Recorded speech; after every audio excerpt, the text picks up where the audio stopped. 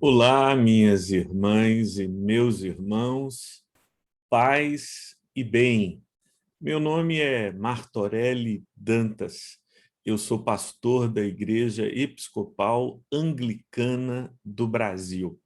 E estou gravando este vídeo como minha colaboração, minha contribuição para as reflexões que têm lugar no grupo Encontros com a Bíblia, dirigido pelo nosso irmão professor Joanildo Buriti. Ele nos convidou a discutir e pensar acerca do tema sexualidade, à luz das Sagradas Escrituras. Começando nesta semana, teremos uma série de reflexões sobre este assunto, que é extremamente delicado, como todos sabem, porque tem sido, ao longo de toda a história, objeto de preconceitos e tabus. Eu gostaria de convidar vocês a olharmos juntos o que a Bíblia nos fala no livro de Gênesis, no capítulo 1 e 2 do livro de Gênesis. Estes dois capítulos trazem narrativas da criação.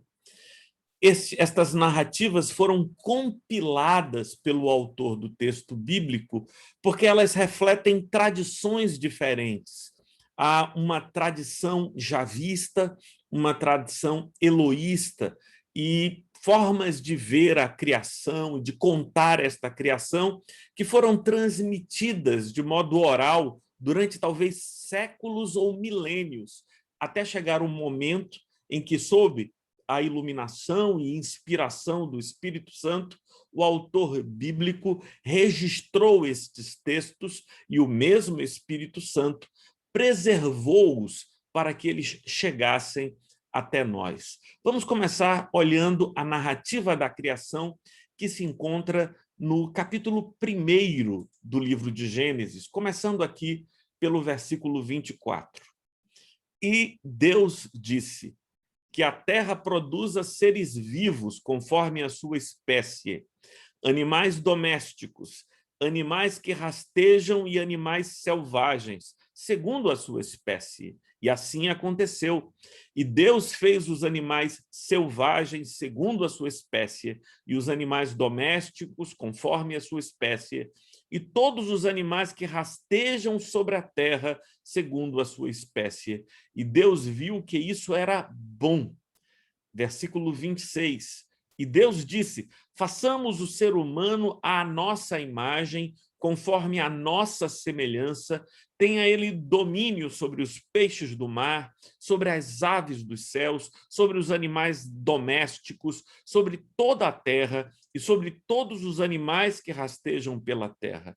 Assim, Deus criou o ser humano à sua imagem, a imagem de Deus o criou. Homem e mulher os criou. Deus os abençoou e lhes disse: sejam fecundos, multipliquem-se, encham a terra e sujeitem-na. Tenham domínio sobre os peixes do mar, sobre as aves dos céus e sobre todo o animal que rasteja pela terra. E Deus disse ainda: eis que lhes tenho dado todas as ervas que dão semente e se acham na superfície de toda a terra, e todas as árvores em que há fruto que dê semente, isto servirá de alimento para vocês. E para todos os animais da terra, todas as aves dos céus e todos os animais que rastejam sobre a terra, em que há fôlego de vida, toda erva verde lhe servirá de alimento. Assim aconteceu. Deus viu tudo o que havia feito, e eis que era muito bom. Houve tarde e manhã, o sexto dia. Então, essa é a descrição do sexto dia da criação, nos termos que nos são apresentados pelo capítulo 1º do livro de Gênesis. Então, podemos passar para o capítulo 2º, onde nós temos a segunda narrativa da criação. E assim é que se lê a respeito de como Deus criou o ser humano. Esta é a gênese dos céus e da terra, quando foram criados, quando o Senhor Deus os criou. Não havia ainda nenhuma planta no campo da terra, pois ainda nenhuma erva do campo havia brotado, porque o Senhor Deus não tinha feito chover sobre a terra, e também não havia ninguém para cultivar o solo, mas uma neblina subia na terra e regava toda a superfície do solo. Então o Senhor Deus formou o homem do pó da terra, e lhe soprou nas narinas o fôlego de vida, e o homem se tornou um ser vivente, e o Senhor Deus plantou um jardim no Éden, na direção do Oriente, e pôs nele o homem que havia formado. Do solo, o Senhor Deus fez brotar todo tipo de árvores agradáveis à vista e boas para alimento, e também a árvore da vida no meio do jardim, e a árvore do conhecimento do bem e do mal. Na sequência do capítulo 2, temos a formação da mulher. O Senhor Deus disse ainda: não é bom que o homem esteja só. Farei para ele uma auxiliadora que, semelhante a ele. Havendo, pois, o Senhor Deus formado da terra todos os animais do campo e todas as aves dos céus, trouxe-os a Adão para ver com que nome lhes daria, e o nome que ele desse a todos os seres vivos, esse seria o nome deles. O homem deu nome a todos os animais domésticos, às aves dos céus, a todos os animais selvagens, mas para o homem não se achava uma auxiliadora que fosse semelhante a ele. Então o Senhor Deus fez cair um pesado sono sobre o homem, e este adormeceu. Tirou-lhe uma das costelas e fechou o lugar com carne. E da costela que havia tirado do homem, o Senhor Deus formou uma mulher e a levou até ele. E o homem disse: esta, afinal, é osso dos meus ossos, é carne da minha carne, será chamada varoa, porque do varão foi tirada. Por isso, o homem deixa pai e mãe e se une à sua mulher, tornando-se os dois uma só carne. Ora, um e outro, o homem e a sua mulher, estavam nus e não se envergonhavam. Bem, essa é, de forma sintética, né, a descrição que o livro de Gênesis, que é extremamente importante para tradições como a tradição judaica, como a tradição islâmica e a tradição cristã, ou seja, grande parte da população do mundo todo vê nestes textos geminais uma formação para a sua noção de si mesmos, ou, por exemplo, poderíamos assim nos referir, uma antropologia de várias religiões nascem da narrativa de Gênesis, capítulos 1 e 2. O que é que eu poderia dizer que pudesse nos levar à reflexão e considerações a partir do texto bíblico, como nos propõe o grupo dirigido pelo professor Joanildo Buriti, Encontros com a Bíblia? A primeira informação é que nós fomos criados em harmonia e no mesmo contexto da criação de todos os animais que existem sobre a face da Terra. Nós fomos uma expressão do amor de Deus por toda a criação. E nós fomos criados à semelhança de Deus. E o que é que nos torna distintos e nos aproxima em relação a tudo quanto Deus criou? Ora, nós somos diferentes porque somente o ser humano, pelo menos o quanto sabemos, é capaz de uma relação com Deus que tenha a ver com consciência de seu dever de andar sobre a terra de acordo com a vontade de Deus. Dessa consciência nasce a possibilidade do pecado. A ideia de pecado é estranha aos animais, é estranha ao reino mineral, ao reino vegetal. No reino animal, só o homem sente culpa, só o homem sente vergonha, só o homem se percebe um ser em contradição. Porque o homem, muito embora tenha uma natureza que traz as impressões digitais de Deus, esse homem é dotado da possibilidade de viver de uma forma distinta daquela para a qual nós fomos criados. Deus nos criou para vivermos em paz e harmonia com todos os seres, mas nós temos a possibilidade, ou fomos criados com esta possibilidade, de fazer guerra contra a criação. de fazer guerra contra tudo quanto Deus criou para que vivêssemos pacificamente, para que nos sustentássemos. Aqui um detalhe interessante, porque na narrativa de Gênesis, capítulo 1, a impressão que nós temos é que Deus fez o ser humano para que ele fosse vegetariano. Não é essa a impressão que você tem? Eu também tenho essa impressão, porque ele diz expressamente que nós deveríamos nos alimentar das ervas do campo, dos frutos, das árvores. Mas nós decidimos fazer guerra contra os animais também, e os perseguimos, e os matamos, e os confinamos. Coisas terríveis que nós, seres humanos, fomos capazes de fazer ao longo desta caminhada. Em segundo lugar, nós aprendemos que Deus criou o nosso corpo. Deus não criou somente o nosso espírito para a honra e glória do seu nome. Deus criou também o nosso corpo. E aqui eu quero me valer de uma figura que está presente nas confissões do bispo Agostinho de Hipona, Santo Agostinho. Ele disse que de tudo quanto existe, há duas categorias fundamentais: a categoria dos objetos de utilização e a categoria dos objetos de fruição. Existem coisas que estão aí porque são úteis, e existem coisas que estão aí porque é bom que estejam, que é agradável que estejam, é para que fruamos a sua existência, ainda que aparentemente não haja nenhuma utilidade para estas coisas, mas elas são extremamente importantes. Rubem Alves, comentando Santo Agostinho, diz que louvado seja Deus por tudo quanto ele fez para a mera fruição. A verdadeira amizade não tem utilidade nenhuma. A verdadeira amizade é para ser privada e provada de tal maneira que nos alegre o coração, que nos dê contentamento. As cores do IP também não têm em si mesmo qualquer utilidade, é para a fruição. Já pensou que vida chata, essa vida em que todas as coisas só se justificam em sua existência porque tem uma utilidade? O que diríamos das miríades e miríades de estrelas que estão nos céus e agora no século XXI não sabemos qual é a utilização, qual é a utilidade dessas estrelas, mas mesmo assim, por toda a história, os poetas, os enamorados, aqueles que amam a vida, olharam para elas e fruíram a existência das estrelas.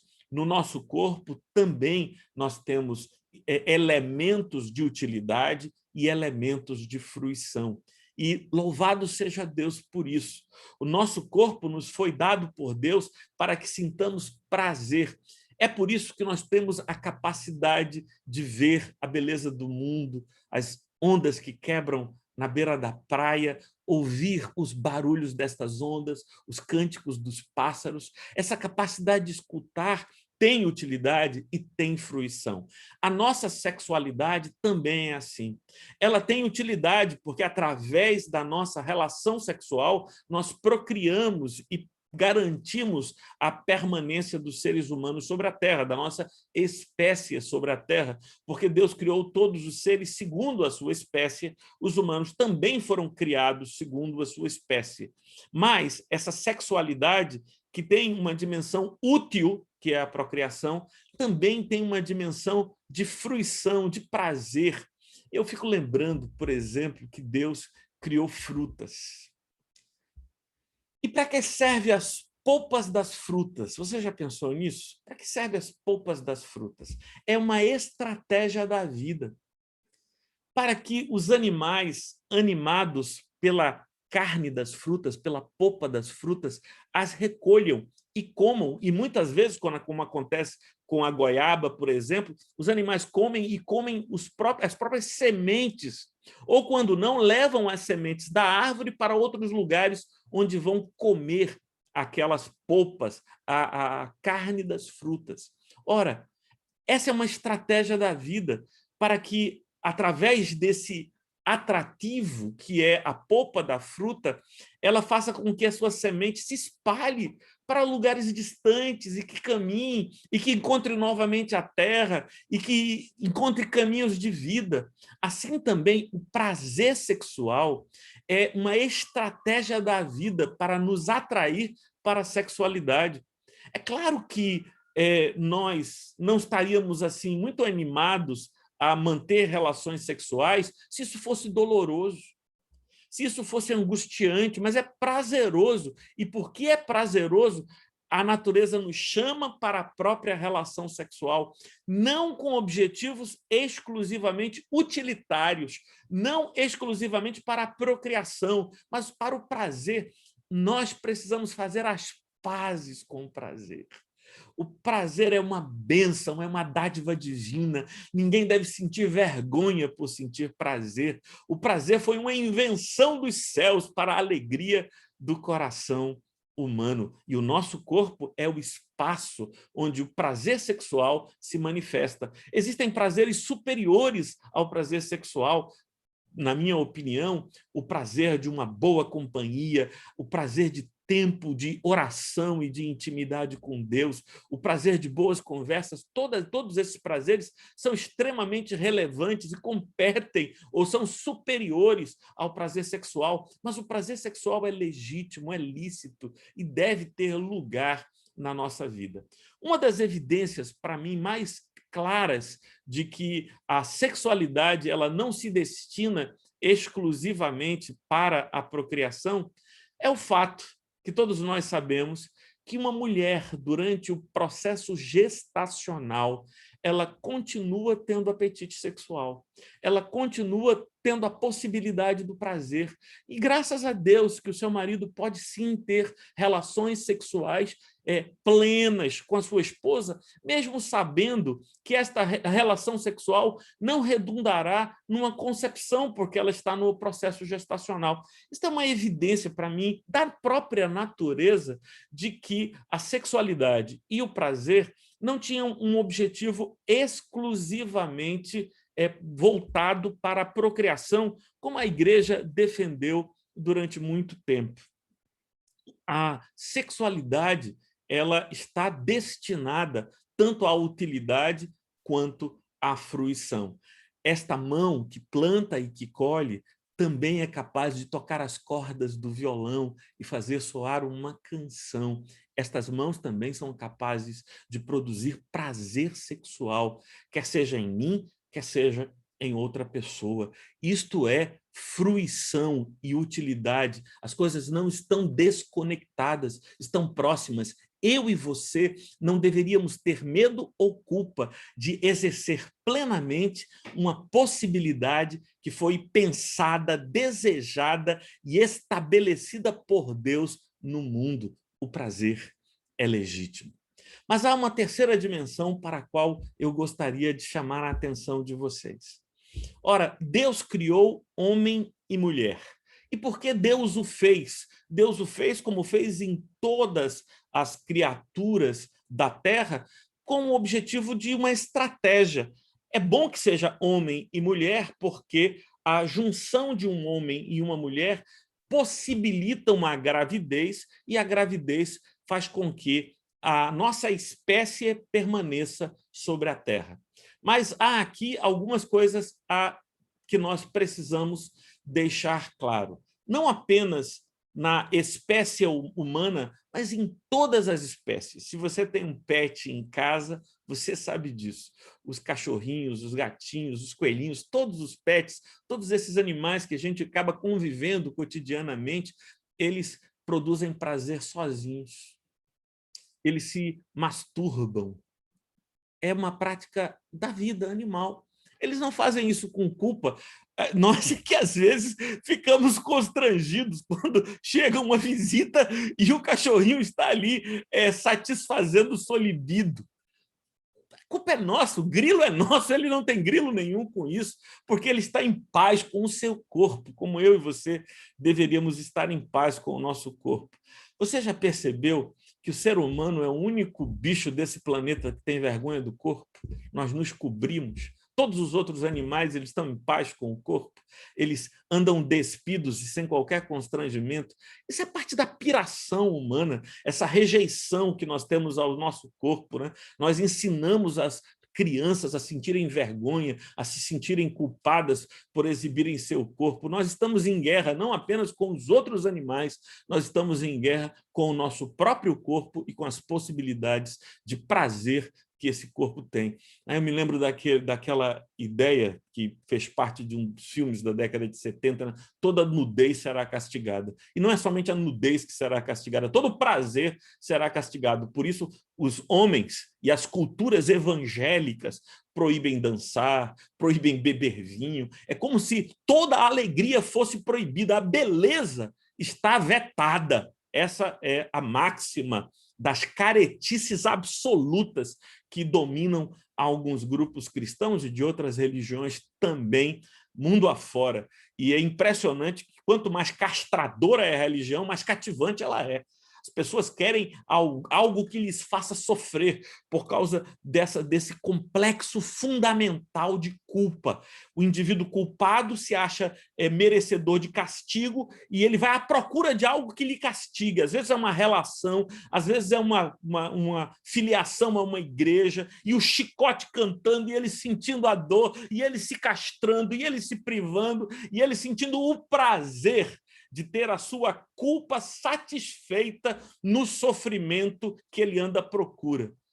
Mas o Evangelho é justamente a grande notícia, a boa nova de que não precisa ser assim, que nós podemos ter paz com Deus, uma relação franca com Deus, absoluta com Deus. Mas voltando à questão da sexualidade que nós estamos abordando. Ora, como todos os outros animais, nós também temos a possibilidade de produzir prazer em nós mesmos, e não há culpa, nem medo, nem pecado nisso. É manifestação natural que simplifica a vida para muitas pessoas que estão sozinhas, que não têm um parceiro para manter uma vida sexual, ou mesmo tendo um parceiro para manter uma vida sexual, às vezes querem produzir prazer em si mesmos e não deviam ter medo de Deus ou de quem quer que seja, e não deveriam viver essa dimensão legítima da sexualidade com medo e as ocultas de qualquer pessoa, inclusive do seu parceiro, da sua parceira, porque esta é uma dimensão legítima de nossas vidas.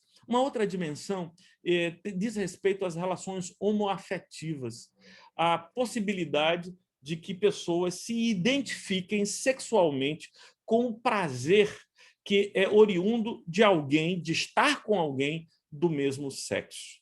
Ora, esta relação ela pode não atender o caráter da utilidade da procriação, mas sim pode atender o caráter da fruição, do prazer, da companhia. E estas não são dimensões definidas ou decididas pelo sujeito, pelo indivíduo. É algo que ele descobre em algum momento da sua vida. Eu queria que você compreendesse o seguinte: não podemos chamar de pecado aquilo que escolha não é. Eu posso escolher se irei ou não praticar uma relação sexual com uma outra pessoa, mas eu não posso escolher em que direção seguirão o meu desejo sexual, o meu apetite sexual. Eu não posso definir isso. Essa é uma descoberta que se dará em algum momento da minha vida ou da sua vida. Eu não decidi ser heterossexual. Você decidiu ser heterossexual? Em algum momento da sua vida, você foi lá na chave homo ou heterossexual e virou heterossexual? É isso? Claro que não foi uma escolha, não existe essa chavinha, o que existe é uma descoberta. Agora, esse ser que descobre a sua homoafetividade, a sua homossexualidade, ele deve fazê-lo em paz, sem culpa e sem medo. Porque, graças a Deus, se ele deseja ter filhos, existem modos legais e legítimos para a adoção.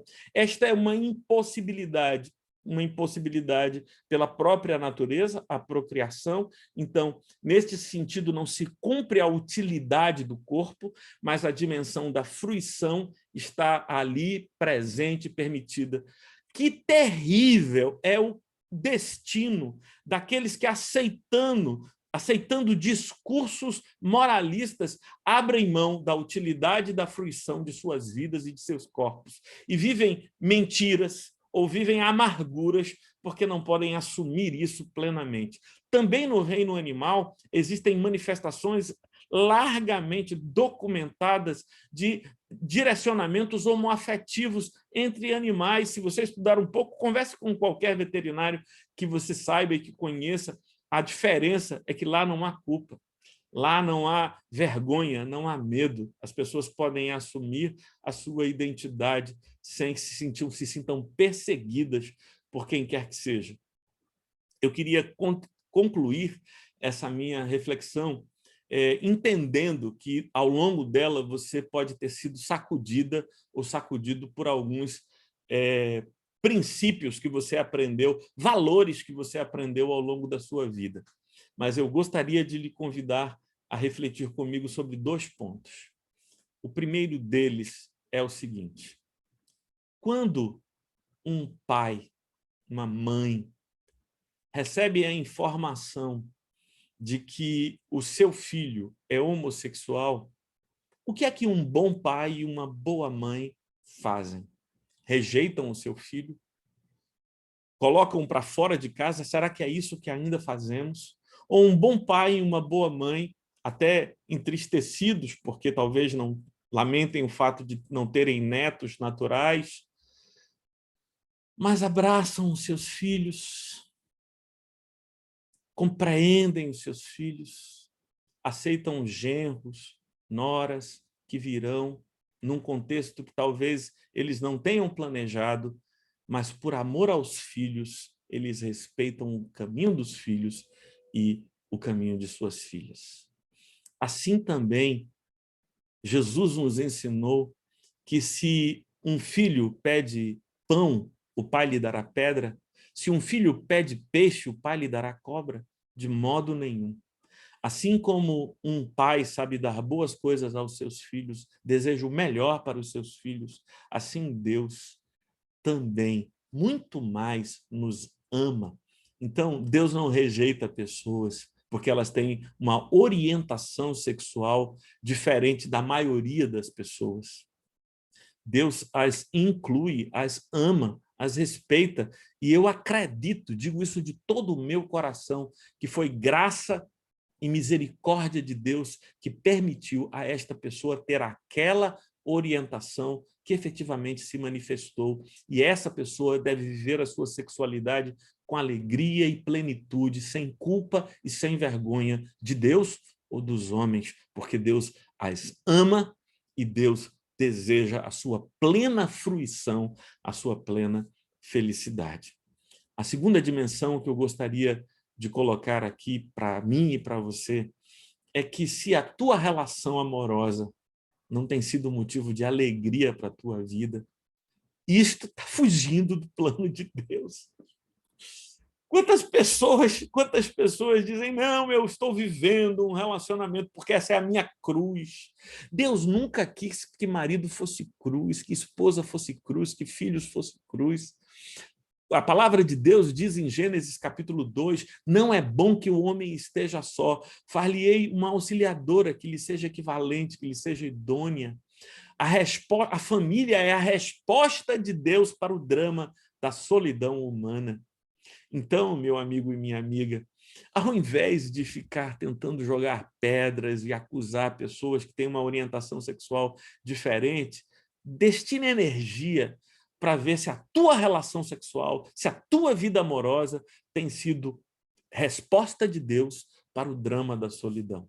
Se não tem sido assim, peça a Deus que cure a tua vida, cure a tua relação e que te dê a graça de ser feliz ao lado de alguém que te ame e que você ame também. A todos, a minha bênção, paz e bem.